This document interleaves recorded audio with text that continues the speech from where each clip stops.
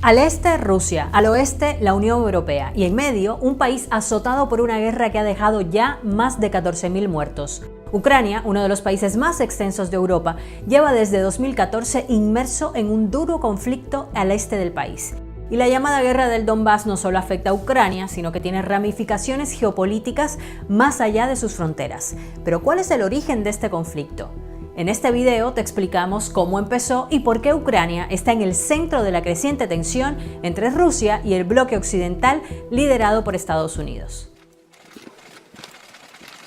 Antes de explicar cuáles son las causas del conflicto actual, hay que echar un poco la vista atrás para entender la particularidad de este país. Entre los siglos IX y XIII, la actual Ucrania formó parte de la llamada Rus de Kiev, una enorme y poderosa federación de tribus eslavas que se extendía desde el mar Báltico en el norte hasta el mar Negro en el sur. Desde entonces, su historia se ha caracterizado por la dominación de potencias extranjeras y ha pasado por manos polacas, otomanas, austriacas y sobre todo rusas. Y durante la primera mitad del siglo XX, el territorio ucraniano seguía repartido. La zona oriental de Ucrania, que antes de la revolución de 1917 formaba parte del Imperio Ruso, pasó a llamarse República Socialista Soviética de Ucrania, cuando se estableció la Unión Soviética en 1922.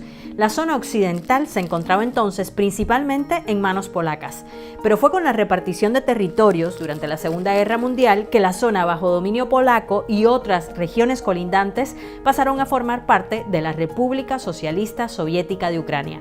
Esta república no incluía en un principio la península de Crimea. Esta estratégica región, situada al norte del Mar Negro, había sido anexionada por el Imperio Ruso en el siglo XVIII y era una histórica reclamación ucraniana. Sorprendió, sin embargo, que en 1954 el entonces líder de la Unión Soviética, Nikita Khrushchev, hiciera caso a esta reclamación y decidiera que Crimea pasara de manos rusas a ucranianas. Todo eso sí, bajo el manto común soviético. Pero recordemos que en 1991 se produce el colapso de la Unión Soviética. Ucrania se consolida como país independiente y mantiene una buena sintonía inicial con Rusia, que había sido la república soviética más grande e influyente. Sin embargo, más tarde se fue produciendo un acercamiento hacia Occidente, hasta el punto de elaborarse en 2012 un acuerdo de asociación entre Ucrania y la Unión Europea. Algo que incomodó a Rusia, que ejerció presión al punto de que cuando ya estaba todo listo para la firma, en noviembre de 2013, el entonces presidente ucraniano Viktor Yanukovych suspendió el acuerdo. Esta repentina decisión provocó que cientos de miles de personas se agolparan en la Plaza de la Independencia de Kiev pidiendo que se retomara el diálogo con la Unión Europea. Comenzaba así el llamado Euromaidán.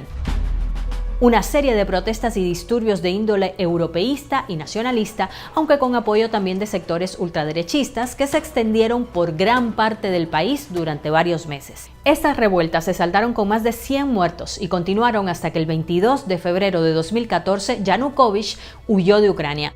5 días más tarde, esta crisis fue aprovechada por Rusia. Grupos armados prorrusos apoyados por Moscú tomaron las principales instituciones de la península de Crimea, izaron la bandera rusa y convocaron a un referéndum de independencia. En apenas unos días, Ucrania vio cómo Crimea pasaba a ser dirigida de facto por Rusia. Más tarde, el presidente ruso Vladimir Putin reconoció que muchos miembros de estos grupos armados pertenecían realmente al ejército ruso. Incluso, el ministro de Defensa ruso les galardonó con medallas por lograr lo que calificaron como el regreso de Crimea. Este movimiento marcó un punto crítico de las relaciones entre Rusia y Occidente. Provocó la expulsión de Rusia del G8, el grupo de países más industrializados del mundo, y la Unión Europea reaccionó a la anexión de Crimea decretando duras sanciones económicas contra Moscú que aún siguen vigentes. Hay que destacar que la península de Crimea tiene un atractivo especial para Rusia. En la localidad de Sebastopol, al sur de Crimea, se encuentra la principal base naval rusa en el Mar Negro. Desde la independencia de Ucrania, Moscú pagaba una tasa anual a Kiev por el uso de esta base, algo que ya no necesita hacer con su anexión. Además, tal y como contamos antes, esta región había formado parte del territorio ruso durante un periodo de tiempo, por lo que para Moscú y especialmente para Vladimir Putin, con esto recuperaban un territorio que les pertenecía. После тяжелого, длительного, изнурительного плавания Крым и Севастополь возвращаются в родную гавань. Un mes después, fuerzas prorrusas tomaron también varias localidades en la zona del este de Ucrania, tras lo cual se iniciaron enfrentamientos armados con el ejército ucraniano. Tal fue el empuje prorruso en esta región conocida como el Donbass, que el 11 de mayo se declararon independientes las repúblicas populares de Donetsk y Lugansk, aunque siguen sin ser reconocidas internacionalmente. Desde que comenzó la llamada guerra del Donbass entre ucranianos y fuerzas prorrusas, la OTAN ha acusado a Rusia de apoyar militarmente a los separatistas, algo que niegan desde Moscú. Desde entonces, las negociaciones de paz, como el Protocolo de Minsk o el Acuerdo de Minsk II, han intentado sin éxito alcanzar un alto al fuego. Ucrania, Rusia, Alemania, Francia, representantes de la Organización para la Seguridad y la Cooperación en Europa y representantes de las llamadas Repúblicas Populares de Donetsk y Lugansk han participado de estas conversaciones, pero el conflicto sigue asolando al este de Ucrania y dejando miles de víctimas. Naciones Unidas ha advertido de los crímenes de guerra que se han sucedido desde 2014 en esta región, así como del alarmante deterioro de los derechos humanos. También contabiliza en más de 1,5 millones las personas que se han visto obligadas a dejar sus casas durante este tiempo. Además de las miles de víctimas en terreno ucraniano, se añaden las casi 300 personas que murieron en el avión de Malaysia Airlines derribado el 17 de julio de 2014 por un misil de fabricación rusa, aunque ningún bando se hizo responsable. Pero, ¿qué implicaciones geopolíticas y económicas tiene este conflicto? Para empezar, Rusia y Ucrania comparten lazos históricos, étnicos y culturales. Precisamente en las regiones en conflicto, la mayoría de la población habla ruso en lugar de ucraniano, y esta es una de las razones que dan quienes defienden la anexión de estas regiones ucranianas desde Moscú. Por su parte, la Unión Europea y Estados Unidos ven en Ucrania un potencial aliado a nivel estratégico y militar justo a las puertas de Rusia, y según algunos analistas, esto es lo que precisamente quiere evitar Putin.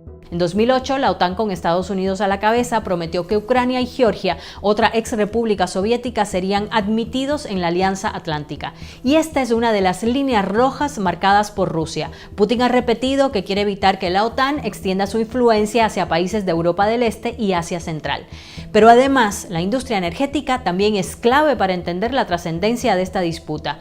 Rusia ha construido un enorme gasoducto entre su territorio y Alemania llamado Nord Stream 2. Sin embargo, el proyecto se encuentra bloqueado actualmente por Alemania y la Unión Europea, quienes temen que Rusia pueda utilizar este gasoducto para presionar a Ucrania. Actualmente, la mayor parte del gas ruso que llega a Europa lo hace precisamente a través de Ucrania, pero con la apertura de Nord Stream 2, Moscú podría hacer llegar todo el gas directamente a Alemania. Esto privaría a Ucrania del ingreso de alrededor de $2,000 millones al año. Y según el presidente ucraniano Volodymyr Zelensky, este proyecto es un arma geopolítica peligrosa del Kremlin, pues hay analistas que piensan que en el momento en que no hubiera gas pasando por Ucrania, ya no existiría un impedimento para un potencial ataque ruso. Pero el bloqueo de Nord Stream 2 no supone solo un perjuicio para Rusia, sino también para Europa, que necesita el gas ruso y que ha visto cómo los precios del gas se han disparado. Como ves, este conflicto va mucho más allá de lo territorial, resuena y tiene consecuencias a nivel global. Bueno, y si te interesa particularmente la historia y quieres ahondar un poco más en contexto sobre esta relación entre Ucrania y Rusia, te invito a que veas en la playlist Historia de nuestro canal de YouTube el video que se llama Cómo se disolvió la Unión Soviética. ¿Qué te pareció este que acabas de ver en particular? Eso déjalo escrito aquí abajo. Ya sabes, si te gustó, compártelo, dale like, suscríbete si no lo has hecho todavía y con ustedes nos vemos la próxima en un nuevo video. Chao.